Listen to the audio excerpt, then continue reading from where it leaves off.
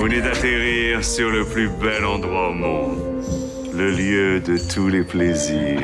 Bienvenue sur la base 180. Bienvenue à Madagascar. Bienvenue dans Négatif, je m'appelle Thibaut Elie et aujourd'hui je suis heureux d'accueillir Robin Campillo. Bonjour. Bonjour. Merci d'accepter de discuter du film que vous avez réalisé, L'Île Rouge, à l'occasion de sa sortie en salle le 30 mai 2023.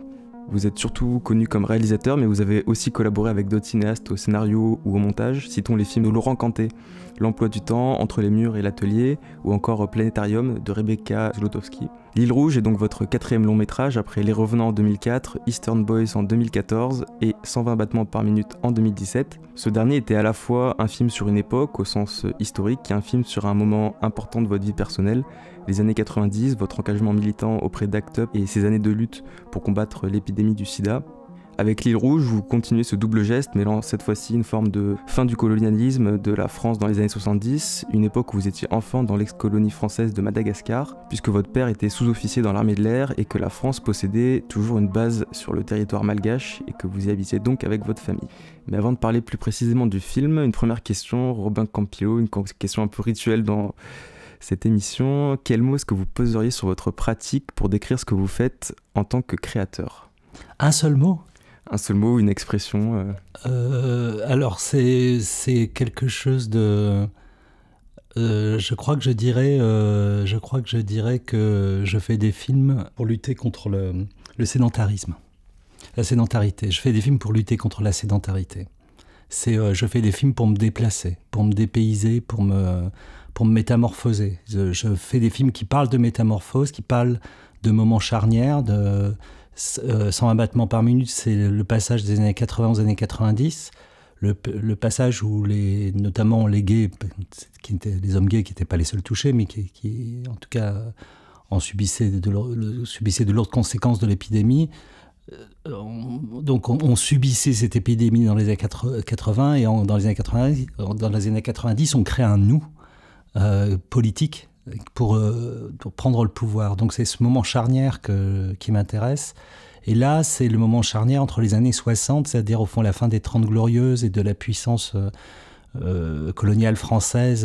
Donc c'est les derniers feux de ce truc, et le passage aux années 70, et où la France se resserre sur ses frontières à peu près, quoi. Mais voilà, c'est ça qui m'intéresse. Et en fait, pour moi, depuis Eastern Boys, en fait, je considère que il ne faut pas... Enfin, l'important pour un cinéaste, pour lui-même et pour les films qu'il fait, c'est de se laisser envahir par les autres, de se laisser bousculer par les autres et pas essayer de contrôler en fait la matière filmique qu'il met en place, quoi.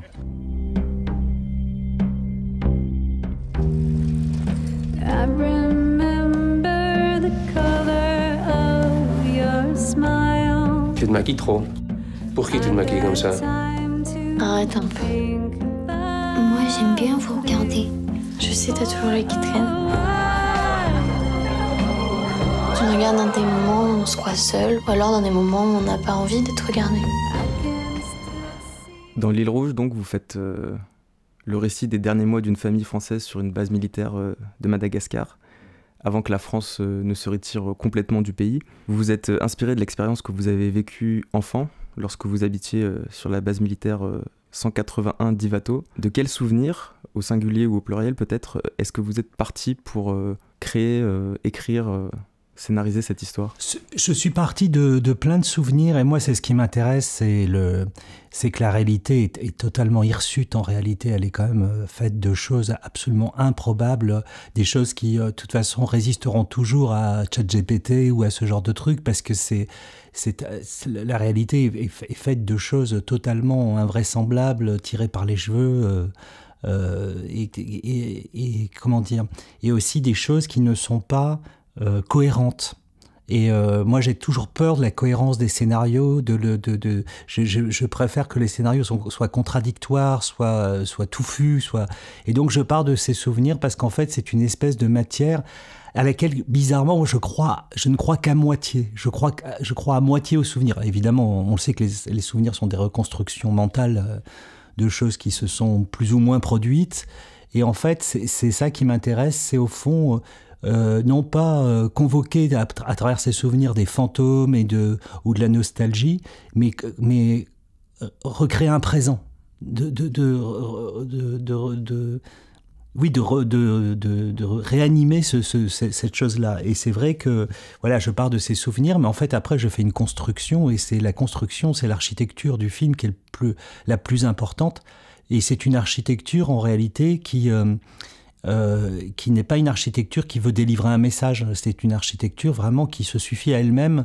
On ne demande pas à un bâtiment de délivrer un message ou à une... voilà, c'est quelque chose qui est vraiment une construction. Moi, ce qui m'intéresse, c'est comment ça marchait, tout ça. Comment ça fonctionne, tous ces souvenirs ensemble. Qu'est-ce qu'ils produisent ensemble.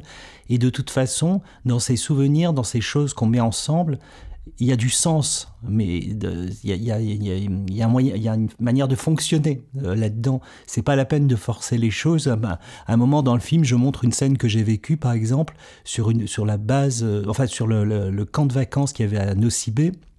Un soir, on nous a projeté le Napoléon d'Abelgance. Je veux dire, je peux pas inventer un truc aussi fou sur la question de colons. Alors, dans un pays qui a déjà son indépendance, je le rappelle, c'est quand même une situation très particulière. Des colons en train de regarder Napoléon sur son radeau avec le drapeau français dans le film d'Abelgance, sur fond d'océan Indien. J'ai pas besoin de pousser le sens. Je pense que les choses sont là, et que, comme disait Rossellini, les choses existent, c'est pas la peine de les manipuler tant que ça, en fait. Et c'est pour ça que cette matière, et c'était déjà le cas sur 120 battements par minute, au fond, la réalité dit des choses incontestables. Donc, et que quand on les met en place, on voit que c'est une espèce de puzzle. Et en même temps, il faut admettre que le film est un puzzle possible, mais ça n'est pas le seul. C'est là que le geste du réalisateur est important, c'est-à-dire que c'est une espèce de manière d'ordonner les choses qui ne sont pas mathématiques. Voilà. Justement, par rapport à cette architecture dont vous parlez, cet ordonnement des choses, la première manière dont s'incarne votre film, ça va être au scénario. C'est un document, un texte. Qu'est-ce que ça représente pour vous, cet objet, dans justement l'organisation de votre récit et peut-être l'organisation de ce puzzle dont vous parlez ? Alors, d'abord, le scénario, il faut dire que, comme disent les Anglais, c'est pain in the ass, quand même. Franchement, si on pouvait éviter d'écrire un scénario pour faire un film, franchement, je m'en passerais. Mais en réalité, j'ai une amie, Pascale Breton, qui est aussi réalisatrice et qui me dit un truc que moi je trouve aussi assez juste. Elle me dit, à la fin, on n'est pas loin du scénario. C'est comme si on était parti, on avait fait le tour, on a fait comme une révolution autour du soleil, et en réalité on retombe un peu sur ses pattes, etc. Et je crois que c'est assez juste. Le fait est que là, moi, j'essaye de penser le scénario de deux manières. D'abord, je fais un traitement d'une 20aine de pages que j'écris comme j'écrirais une nouvelle. Un peu aussi pour m'exciter moi-même, en essayant de me faire croire que je suis un peu écrivain, que donc j'ai un peu de style, etc. Et en fait, ça enchante ma vision du film, et je pense que ça aussi, ça enchante la vision du film que les techniciens, les acteurs, les techniciennes et les actrices peuvent avoir du film. Alors, une fois que j'ai écrit ce traitement d'une 20aine de pages, ça, c'est le moment un peu joyeux. Et après, quand il faut passer vraiment à rentrer dans les détails, etc. Alors, moi, je sais que, par exemple, je résiste à mettre des numéros de séquence trop souvent. Je me demande si Eastern Boys, il n'y avait pas genre 10 séquences dans tout le film, la séquence de la fête ne faisant qu'une séquence, ce qui rend fou, évidemment, les premières assistantes ou les premiers assistants, parce que après, on fait des 1A, 1B, 1C, enfin bon, c'est un enfer. Mais en fait, pour moi, le cinéma a une telle continuité, ça a à voir avec une fluidité et pas du tout avec une rupture comme ça de séquences, que j'essaye de travailler comme ça. Mais après, quand on commence à écrire le scénario, c'est-à-dire avec les dialogues, etc., on se cogne déjà à la réalité. On se cogne déjà presque un peu au tournage, en fait. Il y a un peu du tournage qui vient hanter, c'est-à-dire qu'on appelle le tournage, c'est-à-dire la négociation avec le réel, quoi. Dans la négociation. Et moi, bon, bref, voilà, c'est un travail qu'il faut faire.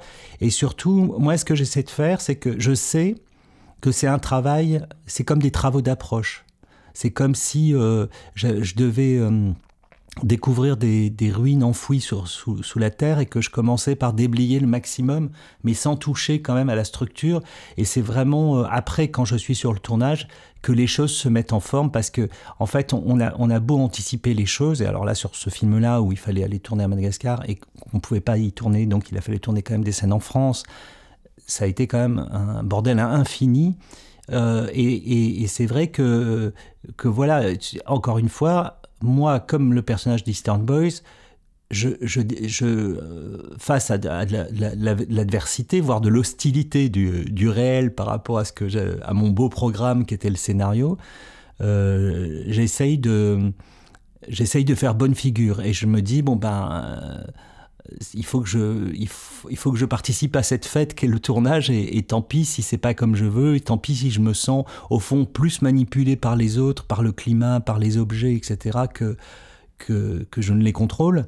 Et donc voilà, c'est un peu d'un seul coup le scénario change un peu, les dialogues changent un peu, parce que c'est fou, même après avoir répété avec les comédiens certaines scènes, quand vous êtes sur le tournage, vous apercevez que ça n'a pas d'intérêt, qu'il faut faire autre chose, etc. Et là, vous réécrivez, etc. Donc, tout ça fait souffrir, mais franchement, je trouve qu'il vaut mieux souffrir que s'ennuyer, quoi, sur un tournage. Et c'est ça qui m'excite un peu. Donc, en fait, le tournage hante un peu, pour moi, l'écriture du scénario. Et le travail du scénario continue sur le tournage et continue même sur le montage. Je trouve que ce qu'on travaille, c'est une matière, en fait. C'est vraiment ça, le cinéma. C'est une matière filmique qui n'arrête pas de se métamorphoser, qui n'arrête pas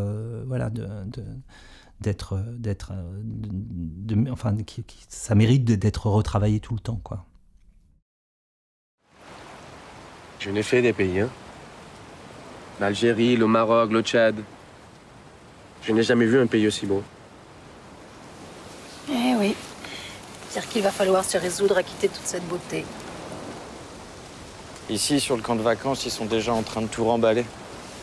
Dans 2 semaines, toutes les tentes seront repliées et il n'y aura plus rien. Déjà? Bah oui. On savait que ça devait arriver un jour ou l'autre. J'ai entendu le général Mathieu en parler la dernière fois. C'était aux messes des officiers pour son anniversaire. Il semblait déjà très inquiet.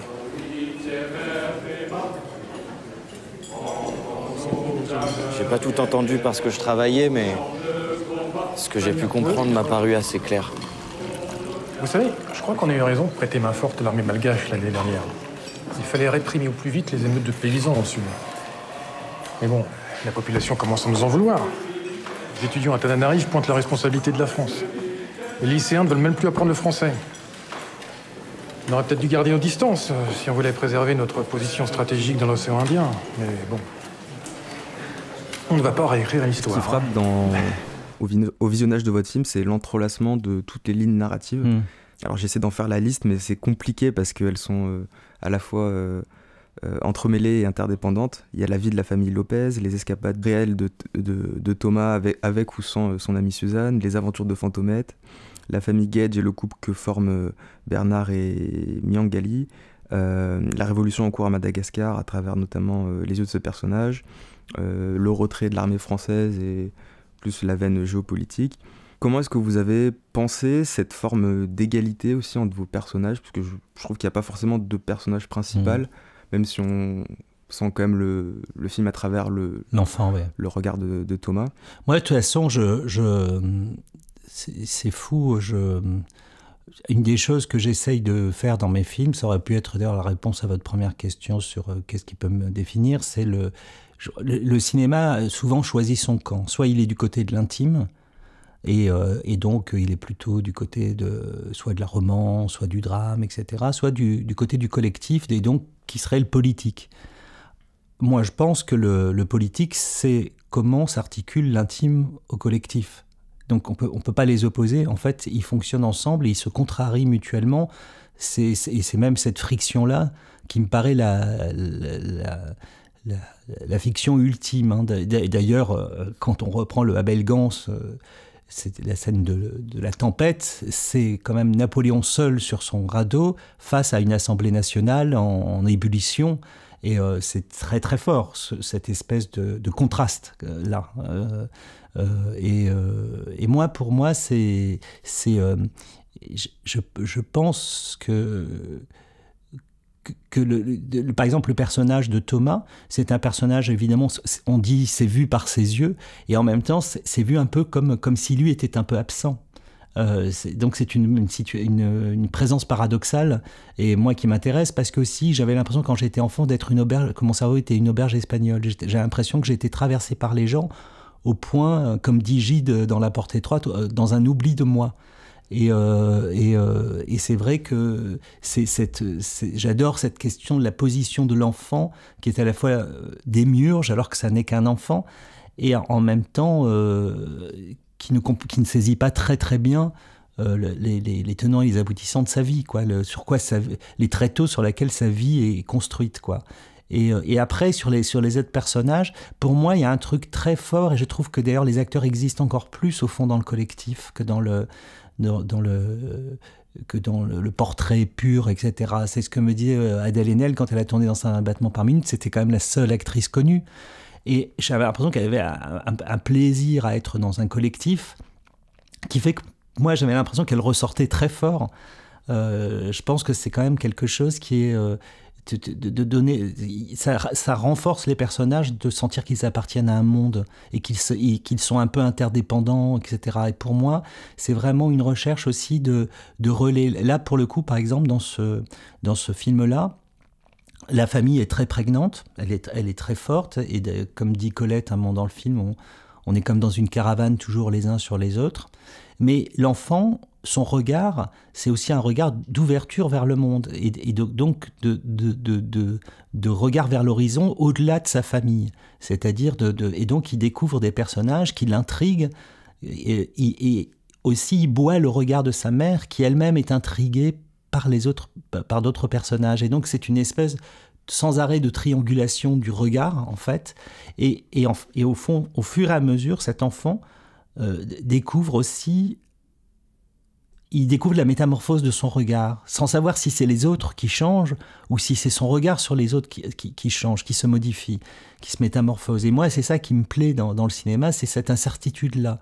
Le film, quand je parle de souvenirs, il m'intéresse aussi parce que le film n'est pas un film historique pur, même si j'ai vu des historiens, même si j'ai beaucoup discuté aussi avec Jean-Luc Raharimanana, qui est un écrivain malagasy et qui a écrit beaucoup sur plein de périodes de Madagascar. Il a écrit des bouquins extrêmement beaux là-dessus. Et qui m'a donné aussi un peu le contre-champ, qui m'a aidé aussi sur le contre-champ malagasy du film, parce que c'est très difficile à imaginer seul quand on est français, enfin voilà, et même si on a connu cette époque. Et c'est vrai qu'en fait, cet enfant, d'un seul coup, se focalise sur d'autres personnes, et que ces autres personnes sont des personnages relais qui, d'un seul coup, l'emmènent vers un ailleurs, vers une autre vision de ce monde. Et c'est vrai que j'aime beaucoup le fait que ces personnages se répondent, et qu'en fait, c'est tout un peuple qu'on découvre. Pour moi, il y a des films comme Le Satyricon de Fellini. Vous voyez, à la fin du Satyricon, il y a on voit cette fresque qui s'effrite, où en fait, on a mis tous les personnages du film sur cette fresque, et la fresque est une ruine. Et je trouve ça toujours très très beau, les portraits de groupe. Parce qu'en fait, pour moi, ça dit plus l'intime que les films purement intimistes. Pour moi, l'intime apparaît beaucoup plus en repoussé que dans des films qui essaieraient de fouiller au fond de manière un peu systématique l'âme des gens qui sont devant la caméra. Et j'y crois pas beaucoup à ça. Voilà, je préfère être avec vous en train de discuter que d'être seul. Vous voyez ? Donc c'est toujours plus intéressant. Alors c'est sûr qu'on va s'en aller? C'est moi aussi, j'aurais préféré rester ici, mais il faut rentrer en France. On va aller où en France? On n'en sait rien. Papa n'a pas encore eu sa mutation.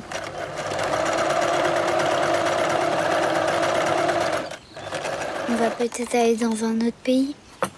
Non, il n'y a plus d'endroit comme ici où on peut aller. C'est fini. Moi et ma famille, on va rester ici. Ah bon? Oui, on part pas.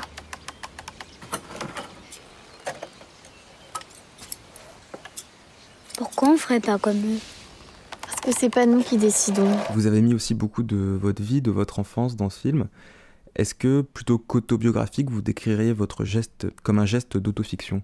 Peut-être, oui. Oui, c'est vrai que c'est plutôt, encore une fois, c'est pas, c'est de me projeter et de projeter ce que j'ai été dans autre chose, qui a une part de vérité et une part de presque de mensonge, enfin en tout cas d'illusion ou de choses, de construction mentale comme ça, puisque c'est avec mon recul que je repeins mon enfance. Mais c'est vrai que c'est important parce que je prends mon enfance comme une ressource aussi formelle en fait, et en même temps je recherche c'est quoi les prémices de ce que je suis, de ce que j'ai été et qu'il y avait dans cette enfance. Et notamment par exemple il y a un truc qui m'a frappé, dont je me suis aperçu, c'est quand l'enfant sort la nuit sur la base militaire, c'est mon goût déjà pour la nuit et la clandestinité. C'est quand même c'est très très étonnant. C'est quelque chose que vous avez fait de sortir Je l'ai vraiment fait, oui. Je suis vraiment sorti sur la base militaire habillé en fantomette. Heureusement, personne ne m'a croisé parce que ça aurait été quand même un truc très très embarrassant. Mais c'est un des trucs dont je suis le plus fier dans ma vie, d'avoir fait ça. C'est quand même... c'est à la fois très mignon, très joli, en même temps c'est une vraie transgression. De s'habiller dans un personnage féminin, de sortir dans la nuit, sur une base militaire, etc. Je vous avoue que dans la réalité, j'ai dû sortir une demi-heure, ou peut-être 1 heure maximum, et j'ai eu peur de mon ombre à tous les coups.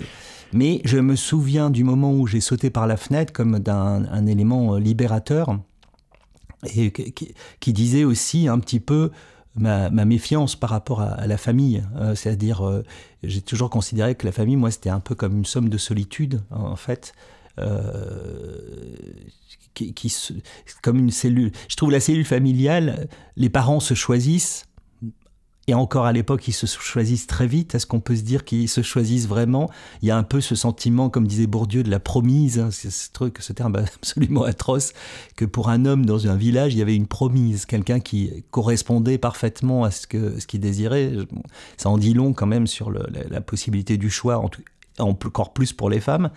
Et les enfants n'ont pas choisi. Donc en réalité, la cellule familiale est peut-être une des choses les plus aléatoires qui soit, et au fond voilà, il y a ce truc là, moi, auquel j'ai essayé d'échapper, et en même temps j'étais très heureux dans ma famille. C'est-à-dire que c'est toujours ce paradoxe de la famille, c'est qu'on ne veut pas en être et on en a un peu besoin. Donc voilà, parce que c'est juste pour des questions de sécurité, mais effectivement d'amour, d'affection, etc. Mais l'affection et l'amour, c'est aussi des sécurités. C'est je ne sais plus qui disait, il n'y a pas d'amour, il n'y a que des attachements. C'est vrai qu'il y a quelque chose comme ça dont on a besoin. Il faut arrêter de rêver. C'est pour ça que quand on se pose la question, est-ce que le couple, c'est bien, etc. C'est-à-dire que si c'était vraiment pas bien, on le ferait plus du tout, quoi. Je pense qu'on est quand même maintenant assez libre et pourtant on repasse par ces phases-là, par ces structures-là. Alors on peut être en plus à 3, on n'est pas obligé de croire à la fidélité. Enfin tout ça, effectivement, c'est un peu libre, hein, bien sûr, mais ça reste quelque chose, quoi. Pourtant, il paraît qu'il est fou d'elle, il veut l'épouser et rester ici. Enfin, il paraît surtout qu'elle lui a jeté un sort. Non, mais pas un sort. Vous y croyez à ça? Bah oui. Il est jeune, c'est tout. Elle a dû lui faire des trucs au lit qu'il connaissait pas, alors il est tombé amoureux. Mais non, enfin, elles font tout ça ici, c'est connu. Oui, il y a plein de jeunes appelés qui se font avoir comme ça. Regardez, il y a le père Bertin qui mène sa petite enquête. Qu'est-ce qu'il va faire, tu crois? C'est lui qui pratique l'exorcisme. Et comment il fait ça? Avec des prières sans doute.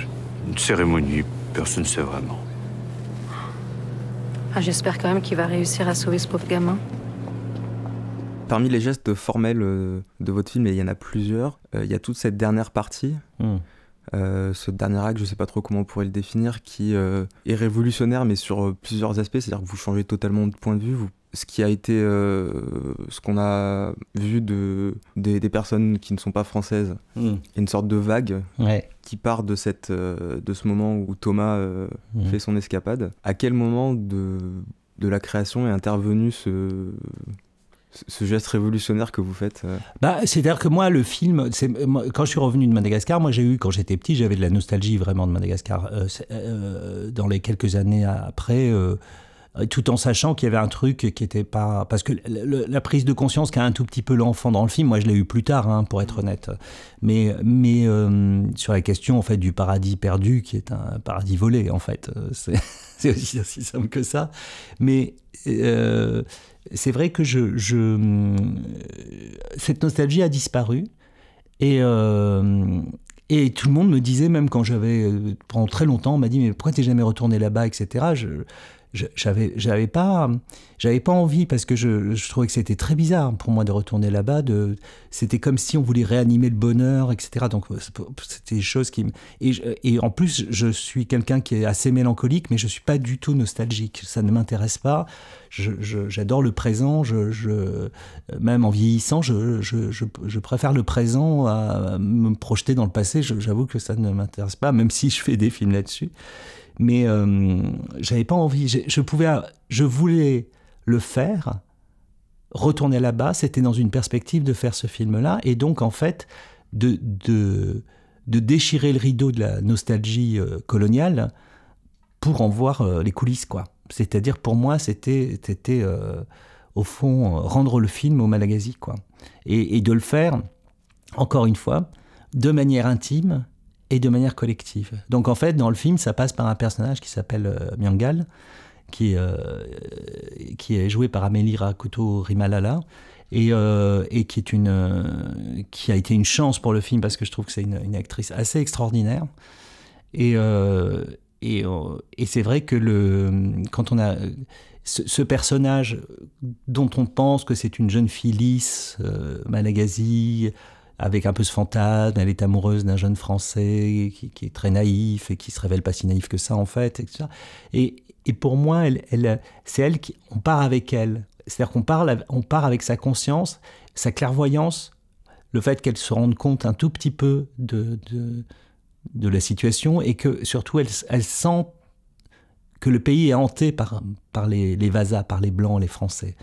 Et que c'est elle qui nous emmène à la Révolution. Mais la Révolution, et pour moi c'était un truc très important, la Révolution passe, on la voit passer devant la base militaire. Parce que les Malagasy, qui étaient très jeunes, c'est souvent des étudiants, voire des lycéens qui faisaient cette Révolution quand même, s'en prenaient à leur propre gouvernement, puisque le pays était, dans la fiction française, était indépendant. Ils l'ont fait dans une espèce d'ignorance, même s'il y a eu des événements contre les Français, etc. Mais c'était quand même dans une espèce d'ignorance des Français. Et elle voit passer, en sortant de la base, elle voit passer cette révolution, au fond, comme un train, qu'elle peut ou ne pas prendre. Et elle le prend. Et pour moi, quand on parle de l'intime et du collectif, ce qu'on apprend d'elle dans la scène précédente, de sa vision des choses, c'est pas une vision d'une militante, c'est une vision d'une personne qui a une clairvoyance, elle prend le train de la révolution. Et une révolution, ça n'existe pas parce que d'un seul coup, la population, le maximum, une majorité de personnes serait devenue militante. Ça fonctionne parce que des militants ont créé un mouvement dans lequel des personnes qui ont une conscience naissante peuvent s'intégrer. Et pour moi, c'était ça, cette scène. Et c'est vrai que le fait de montrer ce truc-là et de voir qu'elle fait partie, que cette jeune femme fait partie d'un tout, et que ce tout-là, c'est marrant parce que le film se termine aussi avec des discours politiques. Alors, on peut se dire, c'est un peu... Il y a toujours un truc dans le cinéma, c'est quand les gens font des discours politiques, on dit « Oh, ça devient comme un documentaire, etc. » Comme si le discours politique ne pouvait pas faire partie de la fiction. Ce que je trouve, moi, totalement absurde. Et en fait, le discours politique, à la fin du film, c'est la manière dont les Malagasy arrêtent, et d'ailleurs c'est un peu le sens de la chanson de la fin, cessent d'être des enfants, d'être considérés comme des enfants par les Français, et produisent du discours politique, et c'est comme s'ils dressaient le procès-verbal de tout ce qu'on avait vu avant. Et pour moi, ce geste-là, c'est au départ du film, c'est ce geste-là que je voulais faire. Ce que je trouve incroyable, c'est qu'en travaillant là-dessus, vous voyez, comme encore une fois, la question de la matière, le réel dit plus de choses que ce qu'on a à dire. C'est-à-dire que donc c'est pour ça que courir après un message qui serait préexistant au réel, c'est totalement absurde. La chanson de la Révolution que j'utilise à la fin du film, une chanson du groupe Mahaleo qui s'appelle Veluma, c'est un au revoir à l'enfance. Au revoir mon enfance, il faut se quitter maintenant. Maintenant, il faut prendre les choses en main, mais aussi prendre du plaisir, faire des conneries, etc. Tout ça. C'était le chant vraiment en 72 un des chants de la Révolution. Je trouve incroyable ce que ça dit, au fond, sur la fiction que moi j'ai mise en place, sur la question du regard de l'enfant, de ce que c'est la clairvoyance, ce que c'est la clandestinité, etc. Et aussi la découverte de l'autonomie pour l'enfant, et du regard autonome et de son petit corps qui se promène sur une base militaire la nuit, en autarcie, comme ça, en autonomie, pardon. Et voilà, d'un seul coup, les choses se bouclent, mais d'elles-mêmes, sans que j'ai à forcer le trait, sans que j'ai à devenir démiurgique par rapport au film, quoi. On approche de la fin de cet entretien. Quels sont vos prochains chantiers visuels en cours ou futurs Alors, j'ai plusieurs films en tête. Il y a un film d'anticipation qui se passe dans des espèces de domaines des espèces de domaines un peu naturels dans le futur, où des nantis en fait des nantis habitent là, et en fait ils animent et ils protègent un peu la nature, et en fait ces lieux sont financés par les vacances des plus pauvres qui viennent une semaine par an dans ces lieux, et c'est sur le portrait d'une femme vieillissante qui voit apparaître dans sa vie une espèce d'être un peu mystérieux qui va devenir une espèce d'auxiliaire de vie, mais qui va la pousser aussi vers la sortie. Donc, en gros, voilà, c'est ça. J'en dis peut-être un peu trop, mais bon, voilà. Et j'ai un film aussi sur une autre période de ma vie, mais que je vais essayer de faire plus tard, parce que là, je commence à en avoir un petit peu marre, qui est sur le passage des années 80 aux années 90, qui est au fond juste avant l'épidémie des 70 aux années 80 Des 70 aux années 80, oui. Et qui s'appelle Un temps déraisonnable. Et j'en ai un troisième qui est un truc assez mystérieux sur un couple gay. Je ne sais pas à quelle période ça se passe, mais où un type plus âgé, qui doit avoir 50 ans, et son amant a 30 ans, fait des expériences médicales sur son petit copain. Donc c'est une chose assez obscure même pour moi, donc voilà, je peux pas en dire plus. Vous avez déjà écrit les scénarios ou c'est encore... Non, c'est en écriture, mais encore une fois, je suis très lent. Mais ce qui est bien, c'est que j'ai des espoirs de casting, enfin, avec des actrices un peu connues, etc. Voilà, donc... Mais je peux pas dire qui, évidemment. Donc voilà. Mais tout ça m'excite assez. Et encore une fois, moi j'aime bien, quand je fais un film, de faire un film, de changer complètement ma vision des choses, ma manière de travailler, etc. Et donc j'espère découvrir des nouveaux mondes. De nouveaux territoires formels. Voilà. Ici. Eh bien, merci à vous, Robin Campillo, d'avoir participé à ce nouvel entretien de Négatif. Négatif, c'est aussi un site internet, négatif.co. N'hésitez pas à nous suivre sur vos applications de podcast, Spotify, YouTube, etc. À bientôt. Veluma, veluma, rifazazana. Veluma, veluma, faefatsitamana. Veluma, fizao. Si afaka etana, veloma, veloma, eka fanyana. Avelavu avu, amo ifumangina, nitewa kachinau, akachinau ritina, turimasu, sakafu silalavu. Nuni araichu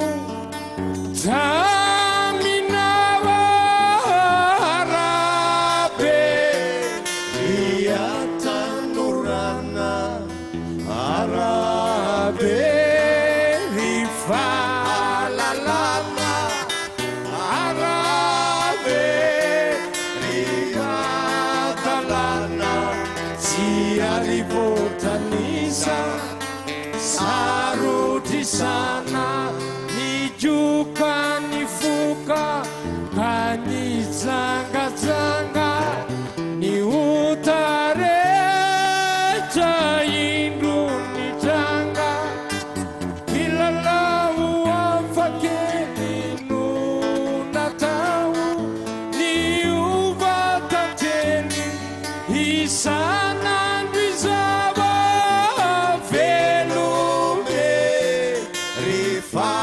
Fazazana, veluma, veluma.